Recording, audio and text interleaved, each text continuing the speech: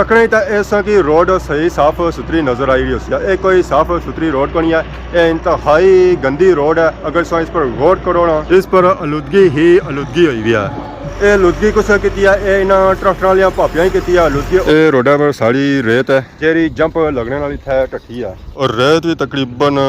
506 inch है नीचे। ये हम ट्रक वाले को पूछो है कि इतों किसा गुजरी तो जा रहा है। जगह जगह आलूदगी हुई है, रेत फैली हुई है। तो मैं बयान जैसा कि इतने हादसे भी हुए रहे, और पार ही हादसा होया, मोटरसाइकिल स्लिप होया, ढट्ठा पापा जी पार लगे पट्टियां।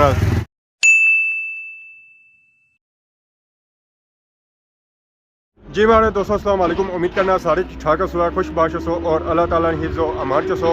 मैं राशिद शबीर सो तक यूट्यूब चैनल और फेसबुक पेज राशिद शबीर आज सारी खिदमत ही फिर आज जी का नवी वीडियो की नहीं था। इस वे मैं मौजूद हाँ जी खादमाबाद रोडा पर। काफ़ी दिहाड़ियां सुनी रहे उस वे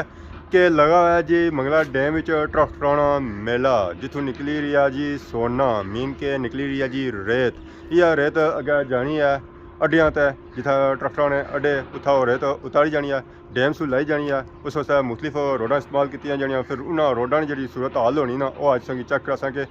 जब मंगला डैम जो सोना निकला उस तो बाद रोडां की सूरत हाल क्या होनी है। ये खादमाबाद रोड तकने तो ऐसा कि रोड सही साफ सुथरी नज़र आई रही है। ये कोई साफ सुथरी रोड को नहीं है, ये इंतहाई गंदी रोड है। अगर सो इस पर गौर करो ना, इस पर आलूदगी ही आलूदगी हुई है। ये आलूदगी कुछ की है, ये इन्होंने ट्रैक्टर वाली भापियां ही की आलूदगी। और इस मंगला डैम जो आने ना रेत, तो उसने अपर कोई तरपाल वगैरह पिया हुआ को नहीं होना। और इस रोडा पर गुजरने ना हवा उसने अपर पैनी ना, वह रेत नीचा ढेनी है और उड्डी का लोगों की अखा में पैनी है, जिसकी वजह से एक तो अखा गंदियां हो रही, और उस तो बाद हादसे बहुत ज़्यादा हो रहे। और उस तो बाद इन्होंने शोर बहुत ही ज़्यादा कन फटी जाने। और उस तो बाद जिसा रोडा लंघने तो इन्हें आपस ही लाई बनी है रेस, जिसकी वजह से ना किसी राह देने ना कुछ। और हादसे इस तरह भी हो रहे, ट्रालियां वाले भापे ट्राली सही फुल लद्दी तो आने, बिल्कुल ओवरलोडिंग करता आने, जिसा उन्होंने ट्राली कुछ खड्डे ही लगनी ना, उसने उपर जी एक्सट्रा रेत होनी ना, वो नीचा टेई पई है। जिससे पिछू फिर मोटरसाइकिलों के भापे ने स्पीड उन्हें तो पता को नहीं होना है। और उस रेता मोटरसाइकिल गुजारने तो उन्होंने टायर मोटरसाइकिल स्लिप हो जाना है, जिसकी वजह से हादसा होना है। यह भी जंप है। अगर सो इतना गौर करो, इस रोड पर बहुत ज़्यादा रेत पई है। ये रोडा पर सारी रेत है, जेरी जंप लगने वाली थे ढट्ठी है, और रेत भी तकरीबन 506 इंच है नीचे। फिर सो अंदाजा करी गिनो कि इतना मोटरसाइकिल स्लिप होसी या नहीं होना, और इतना नीचा टेसी या नहीं टेना, उस तरह हादसा होसी या नहीं होना। बिल्कुल होसी है जी, किया कि रेतों पर टायर सही फिक्स को नहीं होना है, और टायर स्लिप हो जाना है। तो मोटरसाइकिल ने पे भी दो होने, फिर वो इतना कुथा खसी वो तो पक्का टेसी ही टेसी है। अगर टायर भी ना तक इतों जो गड्डी मोटरसाइकिल लंघना, ये रेत उड्डनी है तो मुड़ी का समान जानी है, पार दुकान या दुकान च जानी है। और उस तो बाद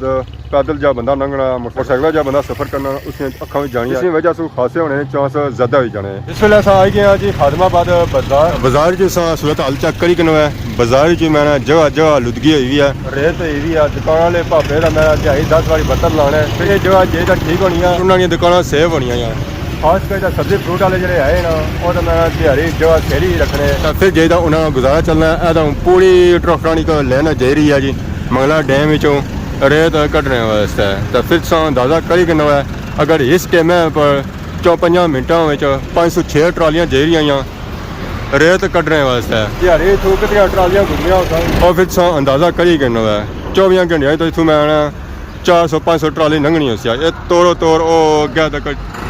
ट्रैक्टर ही ट्रैक्टर होया हुआ जेरे हुण झुले मंगला डैम से रेत कटने वास्ते। इन ट्रैक्टर वाले भापियां की वजह से अवाम ही एनका लाना शुरू करी गई। वैसे एनका कौन लानी होनी सी, तो हुण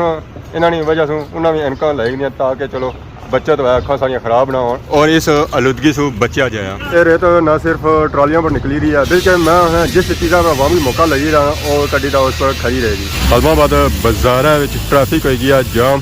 अगू आई रहा ट्रक ट्रक है, फिर जगह ज़्यादा खुली चाहिए नहीं है, तो फिर जे तो क्रॉस कर सकना। वैसे तो रार पार तो होया कौन जाना, क्या एक तो पासों ट्रालियां लंघनिया, और इस बाजार अगर ट्रक आई जाता सोचो ना कि इतों ट्रैफिक रार पार हो ही जाती है। ये हम ट्रक वाले को पूछो है कि इतों किसा गुजरी तो जा रहा है। आ जाओ जी, आ जाओ जी, माशाअल्लाह। क्या बात है जी। अस्सलाम वालेकुम।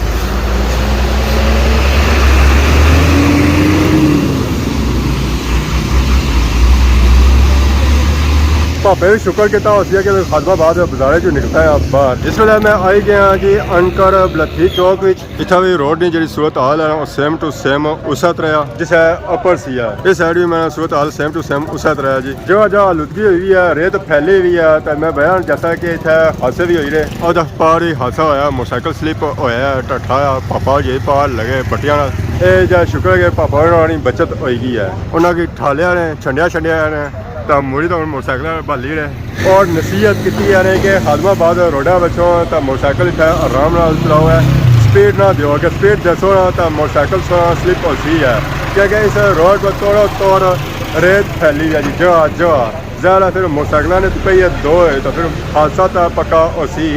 है कि चाहिए कि एहतियात करो अपनी सेफ्टी खुद करो तो फिर जे इन्होंने हादसों से बची सकने और उस तो बाद जिस खादमाबाद अच्छे होना तो इनका पक्कियां लाई तो अच्छो है तो इनका से बगैर इधर ना अच्छो है नहीं तो हाल जो उसी ना वो सेम टू सेम ए जा उसी है इस जगह हादसा होया जी मोटरसाइकिल स्लिप होया तो मोटरसाइकिल परतन गया जो शुक्र है कि भापे होनी बचत होगी है तो जिस भापे होनी स्पीड सी ना तो इतना बचना कुछ भी नहीं सी ये अल्लाह पाक ने शुक्र अदा किया जाए कि भापे होनी बचत होगी है स्कूल देने से इस हफ्ते पर तो वापसी भी दे रहे सन कार इतों इन्हें मोटरसाइकिल फेरिया फिर मोटरसाइकिल स्लिप हो गया जिसकी वजह से वो नीचे ठीक है तो खादमाबाद से निकली तो मैं आई गया जी अगे पक्की बन बलथी रोडा पर कंडोर चौकी च मौजूद हाँ इधर रोड जा रही है अगे खादमाबाद की जानब इधर जा रही है कंडोर और इधर ही अगे जानी है जी बलथी की जानब तो इधर अगर संगी रोड की सूरत हाल चेक कराया सेम टू सेम ये भी रोड खादमाबाद रोडा हाल है ये साइडा पर सारी आलूदगी है रेत है सिर्फ एक जानब नहीं है दो जानब रेत है जी ये साइडा पर 203 इंच रेत पे हुई है अगर इसको गड्डी मोटरसाइकिल और ट्रैक्टर लंघ गया ना तो फिर यह रेत अपर उड़नी है तो मुड़ी तो बंदियां ने अखा में पैनी है जिसकी वजह से हादसे होने जहर है इनका ना लगिया हो तो फिर अखा तो बंद हो ही जानिया फिर अगर नेरा ही नेरा दिसना तो फिर बंदा जेता या तो बुन मारसी है या जेता अगले ही ठोकसी है उन्होंने ट्रैक्टर ट्राली थी कोई लगा को नहीं छा जिसा वो आया तो उस वजह से मैं सीन चेक करा सा इस जगह कि कैसे सीन होने धूर खुकल अपर कितनी उड़नी है बड़े दूरों में आवाज़ आई रही का पापा बहुत ही स्पीड है ट्रैक्टर किन्नी का लगे इसने ये जब पता लगना वो खादमाबाद है उतों भी आवाज़ आई रही शायद नंग सा मैं चेक करा सा इतना सूरत हाल क्या चेक करी ना पापा और जे रहे ट्राली खड़ी है धूल खुकल सा चेक करो है कितनी उड़नी है जी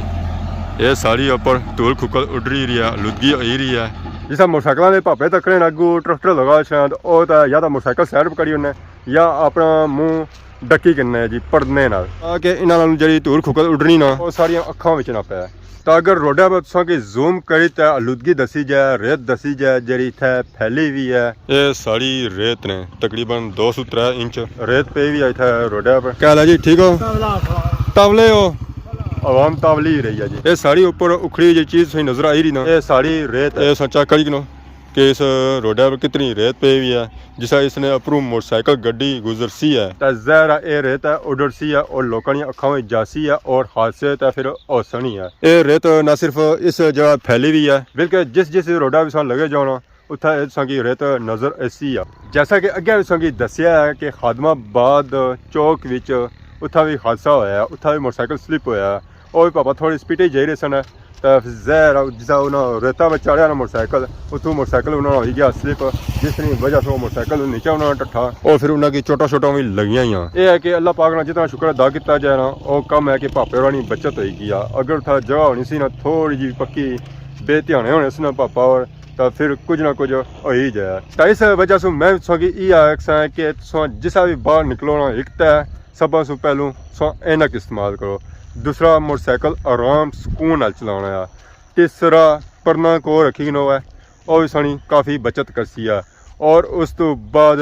कन्ना अजकल हैडफोन इस्तेमाल करो है इस की शोर शराबे से बचा सन है और अगर सानी दुकान है तो फिर दिहाड़ी बत्तर लाने रो है छांटा मारने रो है ताकि धूल खुकल ना हुआ है तो रेत भी थोड़ी नहीं निकलती है जी बहुत ज़्यादा रेत निकलती है बहुत ज़्यादा निकलती है कम से कम हर बंदे रेत जरी कड्डी होती ना और 250 ट्राली कड्डी होती है कम से कम ये तो कम से कम है बल्कि तो इस तो ज़्यादा भी कड्डी होती है रेत ना सिर्फ बलथी से निकली रही है अनकर से निकली रही है बन राजगान से निकली रही है हर जगह से रेत निकली रही है और रेत इतनी प्यारी निकली रही ना, मैं ना नीरा सोना निकली रहा जी। पर यह है कि इसने नाल काफ़ी नुकसान वगैरह भी हो रहा। एक तो रोड का नुकसान हो रहा, रोड त्रुटी रही है, जहर ये लोड ट्रालियाँ आई रही। एक ट्राली कम से कम 3 ट्रालियाँ उन्हें लदियाँ हुई। एक तो आवाम की रास्ता कौन देने और उस तो बाद जहर ये वजन सारा रोडा पर पैना और सा ब्रेक मारने ना, फिर जहर रोड भी त्रुटनी है। उस बाद सब बारिशों हो सना, फिर जहर ये रोड और टूट सी है और उस तो बाद जहर है ये रेत रोडा पर ढहनी है। फिर चक्कर झुलना है, गड्डी लंघनी है, मोटरसाइकिल लंघना, यह रेत उड्डनी है तो मूड़ी अखां विच पैनी है और मूँह पैनी है, जिसकी वजह से सांस दी बीमारियां फैलियां पियां, अखां दी बीमारियां फैलियां पियां और जड़ियां बीमारियां फैली सकदियां वो फैली रही। और उस तो बाद ट्रैक्टर ट्राली थोड़ी सा लंघने ना वो फुल स्पीड में जाने, खास करी तो जिसे खाली होनी और उस तो बाद जिसे लोड होना, लोड पर लोड ना गेयर लाया होना और इसे खाली होनी और फुल स्पीड में जाने होने, जिसकी वजह से शोर फैलना है, जिसकी वजह से लोग दौड़े ही रहे और उन्हें सुनाई नहीं दे रहा, कन्ना ने पर्दे फटी रहे। छेदा का एक बंदे होना जरा रेत कड्डी रहा होना, पर इसने नाल इर्द गिर्द जी आवाम रहनी ना उसमें बहुत ही ज़्यादा नुकसान है। डैम भी लेना तो चढ़ना आ, तो मैं एक बार डैम चढ़ी जाए तो जान ही छुट्टी जाए। तो बाकी आज की वीडियो के दौरान अगर किसी किस्म ने कोई गलती कोताही की तो माफ़ करिए, तो बोल जा सनी खिदमत की नवी वीडियो का जोश आया। तब तक देसो इजाज़त, फी मान अल्लाह।